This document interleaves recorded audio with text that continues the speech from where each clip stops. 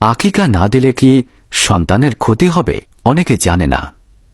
সাফি, একটা কথা বলো তো, অনেক মানুষ বিভিন্ন কারণে সন্তানের আকিকা দিতে পারে না।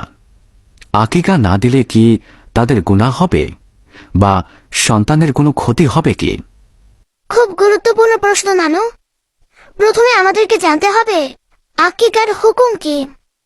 হ্যাঁ, সেটাই তো জানতে চাই। আকিকা হলো সুন্নতে মুআক্কাদা, অর্থাৎ খুবই গুরুত্বপূর্ণ সুন্নত। নবীজি সাল্লাল্লাহু আলাইহি ওয়াসাল্লাম তার নাতি হাসান ও হুসেইন রাদিয়াল্লাহু আনহুয়ের আকিকা করেছেন। তাহলে আকিকা না দিলে কি গুনাহ হবে? যদি কারো সামর্থ্য না থাকে তাহলে আকিকা না দিলে কোনো গুনাহ হবে না, কারণ আল্লাহ তাআলা কাউকে তার সামর্থ্যের বাইরে দায়িত্ব দেন না। আচ্ছা, যদি সামর্থ্য থাকে?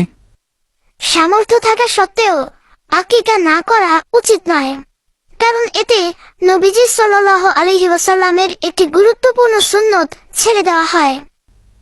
আবার অনেকে তো বলে আকিকা না দিলে সন্তানের নাকি ক্ষতি হয়। এটা কি সত্যি?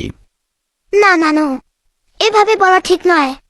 কুরআন হাদিসে এমন কোনো সহিহ দলিল নেই যে আকিকা না দিলে সন্তানের জীবনে বিপদ আসবেই বা কোনো ক্ষতি হবেই।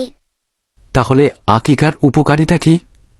আকিকা হলো আল্লাহর শুকরিয়া আদায়ের একটি সুন্দর আমল।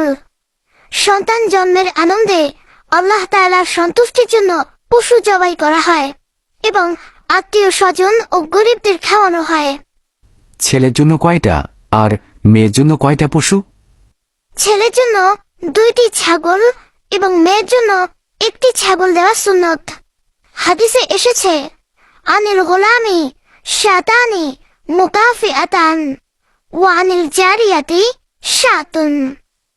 নবীজি সাল্লাল্লাহু আলাইহি ওয়াসাল্লাম বলেছেন, ছেলের জন্য সমমানের 2টি ছাগল এবং মেয়ের জন্য 1টি ছাগল আকিকা দাও।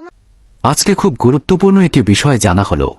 জি নানু, সামর্থ্য থাকলে আকিকা করা উচিত, আর সামর্থ্য না থাকলে চিন্তার কোনো কারণ নেই। ভিডিওটি ভালো লাগলে লাইক, কমেন্ট, শেয়ার, ফলো ও সাবস্ক্রাইব করতে ভুলবেন না। আপনাদের একটা ফলো, সাবস্ক্রাইব ও শেয়ার আমাদের নতুন নতুন ইসলামিক ভিডিও বানানোর আগ্রহ বাড়িয়ে দেয়।